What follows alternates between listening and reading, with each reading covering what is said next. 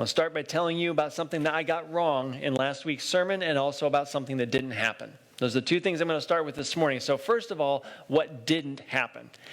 Earlier this year, back in January, I had an invitation, came across email that said, hey, would you like to be a part of this road trip that some people from the community were taking to go and out to Washington, D.C. There was going to be some kind of gathering that was going to happen out there, and I declined to go.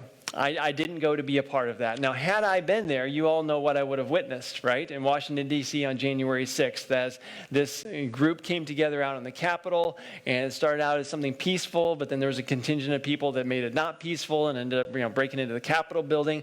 And I could have been an eyewitness to history out there. Now, I had thought, I would love for my kids, when I initially got this invitation, I would love for my kids to go out and to see this, rally out in Washington. It'd be nice to be a part of that. I am so glad. I'm glad I didn't go, but I'm really glad that I didn't have my kids with me, because that would have been a very nerve-wracking experience to be a part of that. Because if I was there just on my own and I saw things starting to get kind of dicey, I probably would have been tempted to stay and say, okay, I want to see how this turns out. But I got to tell you, if my kids were with me when I was there, first sign of trouble, I'd be like, get out of here, go, it is time. We are extracting ourselves from this situation. I'm not going to allow them to be in danger. Now that leads into what I got wrong in last week's sermon. Now I shouldn't say completely wrong, but definitely incomplete. And as I studied more this week, I realized something that I had omitted because of the fact I didn't realize it. So the feeding of the 5,000 is what we talked about last week. We've been journeying through the book of Mark, and you can begin turning to Mark chapter 6 is where we're going to be today. Mark chapter 6. And the feeding of the 5,000, when it ends, it talks about how Jesus dismissed the crowd. And so I read to you these verses from Mark chapter 6, and we're going to look now at verses 45 and 46. Immediately, Jesus made his disciples get into the boat and go ahead of him to the other side of Bethsaida, while he himself was sending the crowd away. After bidding them farewell, he left for the mountain to pray. Now, I said that he sent them away to rest, because that's what the reason that they'd even gone to this place where the feeding of the 5,000 was, because the disciples had been out on this tour of preaching and ministering and casting out demons and proclaiming the kingdom of God. And when they came back and reported to Jesus, he said, let's go away for a time of rest. Well, when they landed there was this huge crowd of people. Jesus taught them, and then he ends up feeding them. And so the disciples never really got the rest that he had sent them for. So I was assuming that Jesus is sending them away to rest while he himself stays and works by dismissing the crowd. I think there might be some truth in that, but there is something that I definitely missed. Now, Mark's gospel, he makes the point of his gospel very, very plain right at the very beginning. In Mark chapter 1, verse 1, it says, the beginning of the gospel of Jesus Christ, the Son of God. He is identifying who is Jesus. Jesus is the Son of God. But then in Mark chapter 15:39, if we go to the end of the book, there's a centurion who's there as Jesus is dying on the cross and says, surely this man was the Son of God. That's what Mark is trying to communicate. Jesus is the Son of God. But people are slow to understand that, or at least to understand what that means. And so last week, with the feeding of the 5,000, we saw that the people didn't necessarily completely get that. Now, this shouldn't really surprise us, because earlier in Mark chapter 6, we saw how people were confused, okay? If you look at verses 15 and 16, it says, others were saying, he's Elijah. And some were saying, he's a prophet, like one of the prophets of old. But when Herod heard it, he said, John, whom I have beheaded, has arisen. Jesus' popularity is increasing, but as people see who Jesus is, they're trying to figure out, well, who is he really? Prophet? Elijah? John the Baptist risen from the dead? Well, Mark's trying to communicate Jesus is the Son of God, but the people that are surrounding him, the people hearing about him, the people interacting with him, they're slow to understand this. So what we're going to see this morning is how Jesus reveals himself over and over and over again to people here at the end of Mark chapter 6, and how it is that they keep missing the point. They're not quite getting it. Who is this guy really? Maybe they understand a little bit, but they just don't understand fully. Or they understand and they understand incorrectly. So the first revelation that we had was in the feeding of the 5,000. He multiplied the loaves and the fish. He fed 5,000 men plus women and children. Now, when we look in chapter 6, verse 45, it says that immediately Jesus made his disciples get into the boat. I didn't understand the urgency in this. If you get into the original language, this is a urgent, forceful command. Get in the boat. Okay, going back to the analogy, if I had my kids out in Washington, D.C. on January 6th, and I saw things were starting to turn ugly, what would I be saying to them? Go, now, get away to safety, get back to the hotel, go away. I don't want my kids being caught up in a potentially violent, destructive thing where they could get hurt.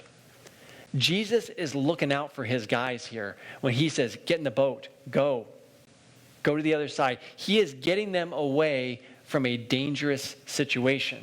Now, Mark doesn't really paint that picture for us, but if we look at the parallel in John chapter 6, John puts in there some detail that Mark leaves out. John 6, verses 14 and 15.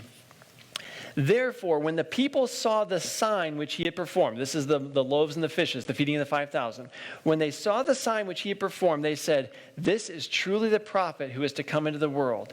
So Jesus, perceiving they were intending to come and take him by force to make him king, withdrew again to the mountain by himself alone.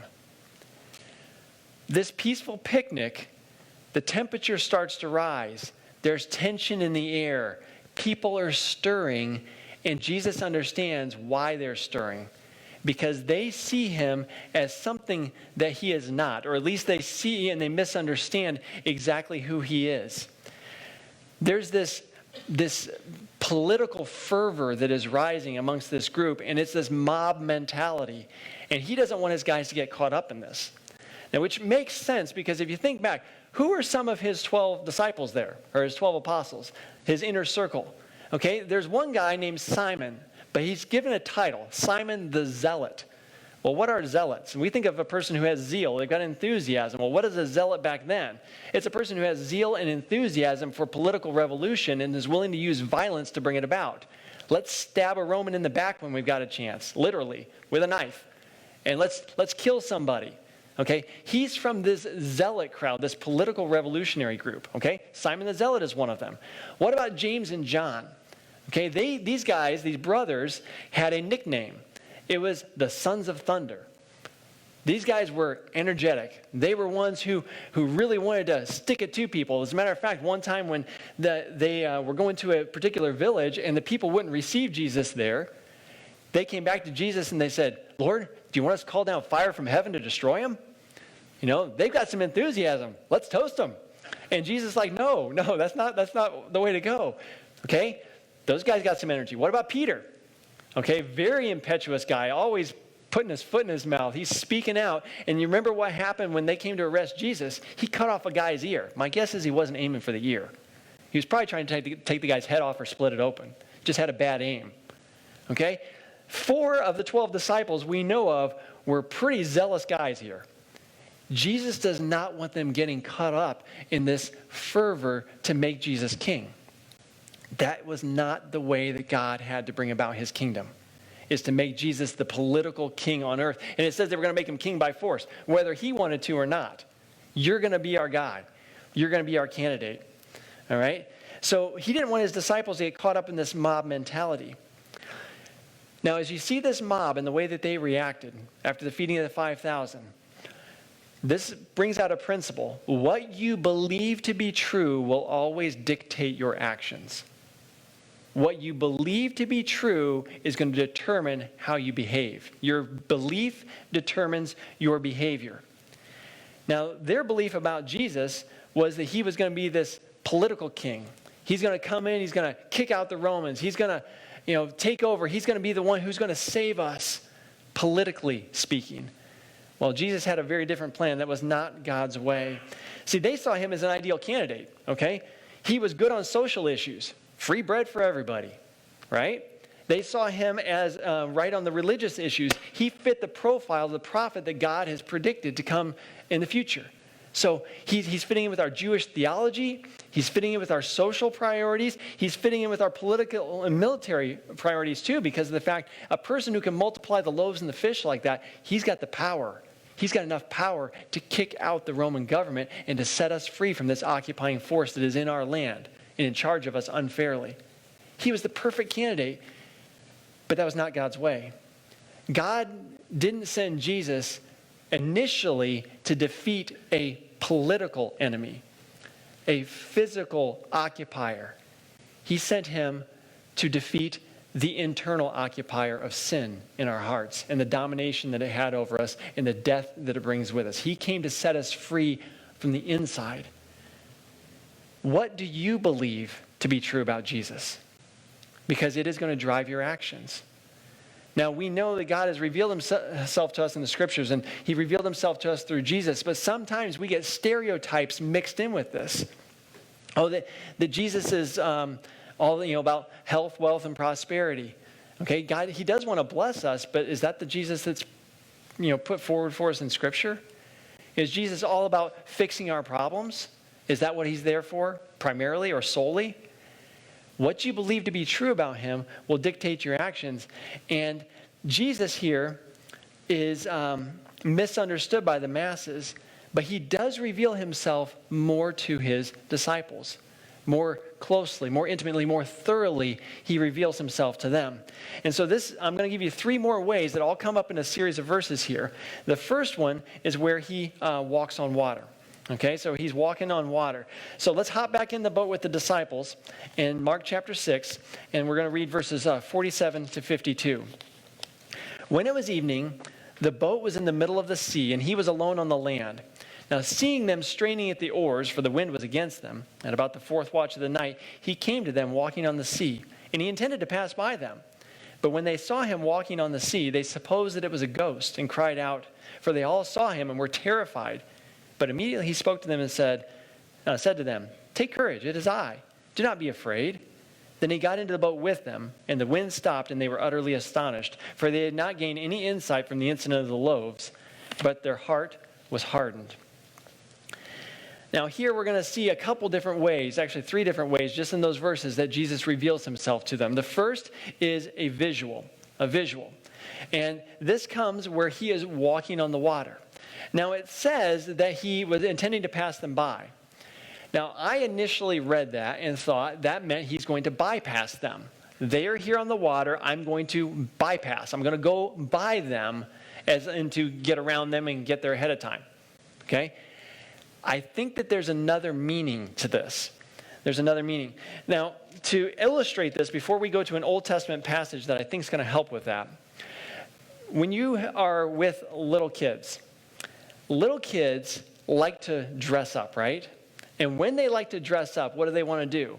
They want to have somebody see them dressed up. They're not just doing it for their fun of being in the costume, to be in the fancy dress, to be in the superhero outfit. What do? They walk out, and you're over here, and they walk out. What are they saying? Pay attention to me. Look at me, right? They are trying to show off. They're trying to be seen. I want you to see me. Okay? That's what they're looking for. Keep that idea in mind, okay, of wanting to be seen as we read this passage now in Exodus chapter 33. Exodus 33, and we're going to look at verses, starting in verse 18. I do encourage you to turn there because I want you to see some words, okay? They will be up on the screen. But I do want you to see the words that are there. Exodus 33, and we'll start in verse 18. Then Moses said, this is to God, "I pray you, show me your glory." And he, being God, said, "I myself will make all my goodness pass before you. I will proclaim the name of the Lord before you, and I will be gracious to whom I will be gracious, and I will show compassion on whom I will show compassion." Now, Exodus 33, verses 22 and 23. "And it will come about while my glory is passing by that I will put you in the cleft of the rock and cover you with my hand until I have passed by. Then I will take my hand away and you shall see my back, but my face shall not be seen." What is he doing? He's passing by. God is passing by for the purpose not of hiding himself, but of revealing himself, of showing who he is. Now, in the Old Testament, like in Job chapter 9, verse 8, which I've got up on the screen here, it says about how God alone stretches out the heavens and tramples down the waves of the sea. It's one of many passages that talk about God's control over the water. He treads on the water. He parts the sea. He's in control of it. So what we see Jesus doing in this Mark passage is he's doing what only God can do, is to have control over the water. He is treading on the sea. He is giving a visual demonstration of who he is as the Son of God.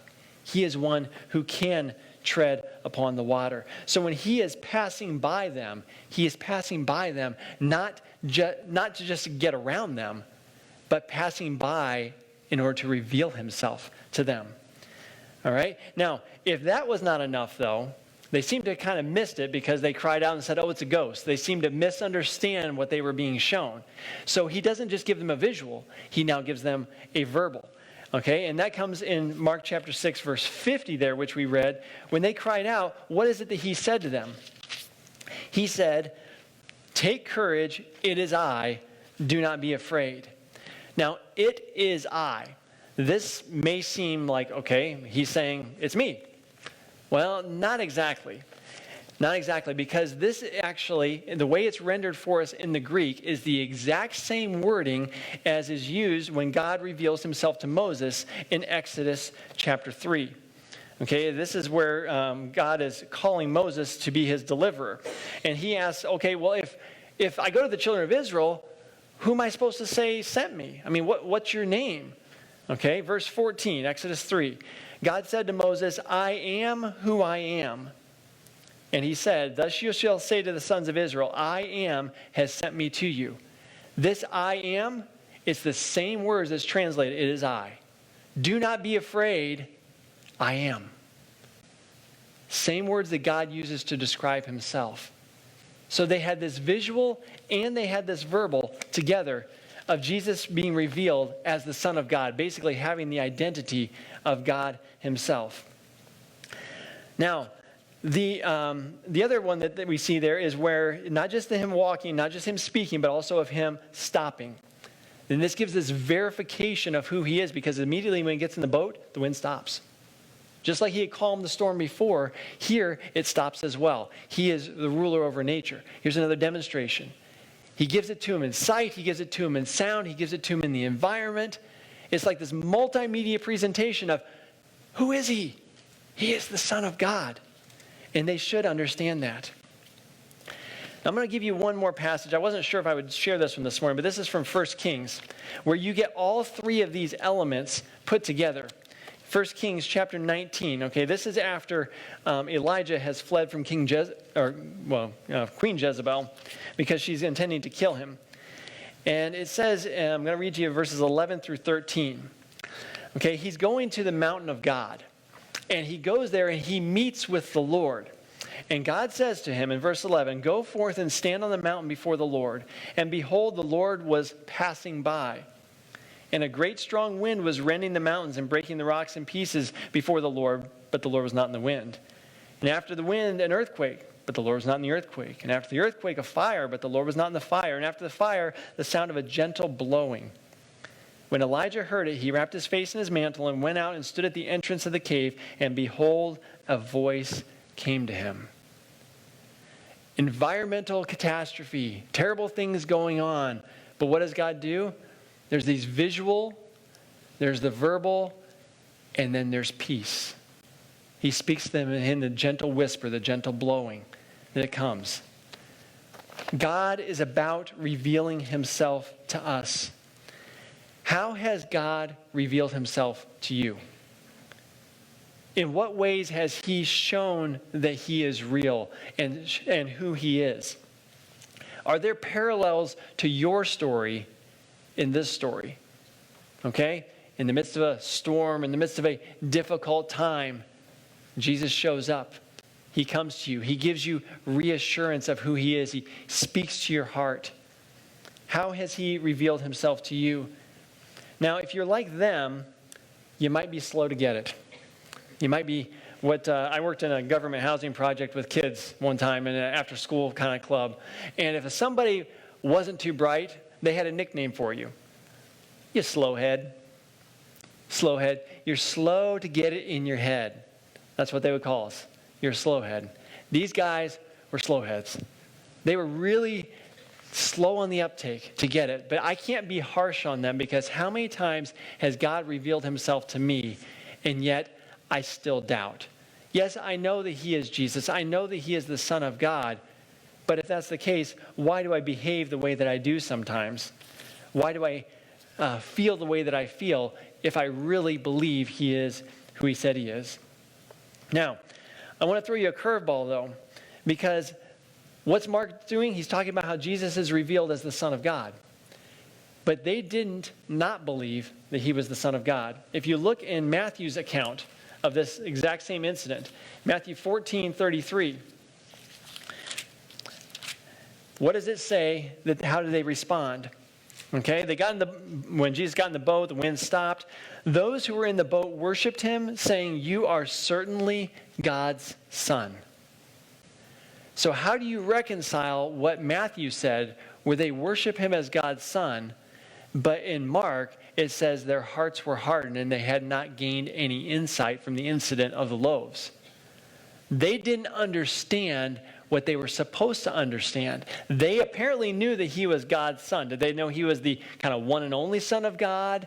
What did they believe about him if they knew he was God's Son and they actually worshiped him as such, but yet their hearts were hard and they hadn't gained any insight? We're going to find out a couple chapters later, they still had not gained insight, even after other miracles and other experiences with Jesus.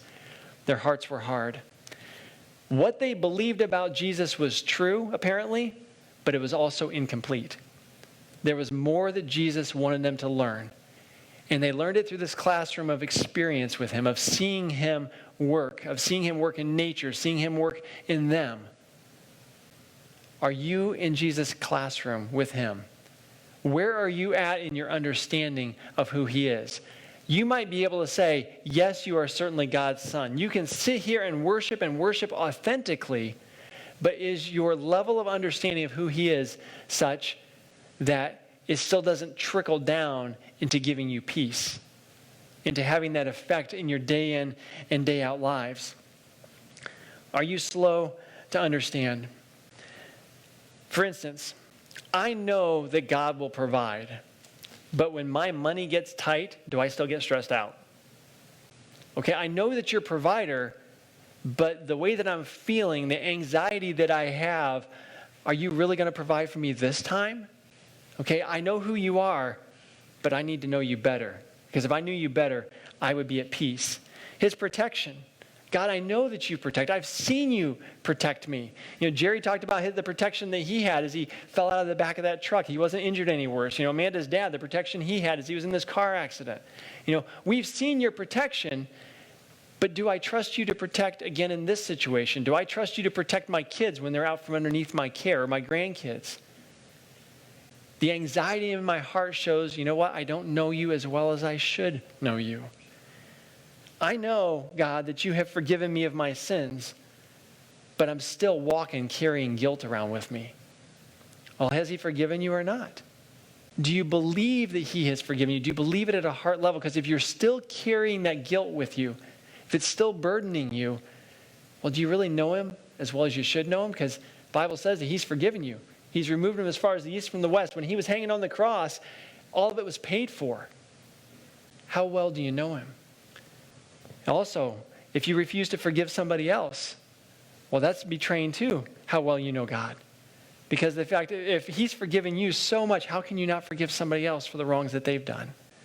Our actions not only are determined by our belief, but they also betray our belief. They show what we truly believe to be true. Now, there's one other verse here that I want to share, and I don't think it's going to be up on the screens because I thought of it kind of a last minute this morning. But John chapter 14. This is at the end of Jesus' earthly ministry, just before he's going to the cross. Just before he's having the Last Supper with his disciples. And in John chapter 14, verses 8 and 9, Philip said to him, "Lord, show us the Father, and it will be enough for us." Jesus said to him, "Have I been with you so long, and yet you've not come to know me, Philip? He who has seen me has seen the Father. How can you say, 'Show us the Father'? Have you been with me so long, and you still don't get it?" For the disciples earlier in Mark, it says that their hearts were hard. What's the condition of your heart? Where is your heart in relationship to the Lord? How receptive are you to really knowing and understanding the truth of who He is? I want to give you just a couple of real practical suggestions on how you can get to know Him better for who He is. You might know who He is, but you experientially know Him in the way that gives you peace, in the way that gives you a lack of anxiety in the midst of circumstances. And Walt, I'll invite you to come up and prepare to lead us as we do this. So four different suggestions on how to get to know Him better. One is more time. Spend more time with Him. Time in prayer, time in the Scriptures. Spend more time with the Lord. Just time abiding with Him. Walking through your day conscious that as I serve, as I put my hand on the dishes, as I'm driving someone somewhere else, as I'm taking someone to an appointment, as I'm interacting with people, I'm doing this all for your glory, God. Spend time with Him. Secondly, spend less distracted time with Him. This is one of them that hits me because of the fact that I'm a person where the pings and dings and shiny things catch my attention, and I am pulled away from my time with the Lord, my time of focus with Him. Vary it up. You may have a wonderful routine that served you well for many years, but if it is getting stale in your time with the Lord, where you're not feeling that vibrancy of interaction with Him, vary it up. For me lately, I've been spending less time sitting with my nose in the Bible, studying, and more time just praying, sitting in the dark, praying, walking and praying. I just had to vary it up a little bit for the richness of my time with Him. You guys know in your friendships, your marriage, as you interact with somebody, sometimes you have to try something just a little bit different. Give a little bit of variety. It spices things up and brings out new aspects of somebody's character. And the fourth and final one, just ask. Just ask. If you want to know Him, He knows how to help you get to know Him. Just ask Him, "Jesus, I want to know you better. I can tell by the way my heart is anxious. I can tell by my actions that I don't know you as well as I want to." Just ask. He is faithful and He will reveal Himself to you. So as we have this closing song, take this as a time of interacting with Him and saying, "Jesus, how can I get to know you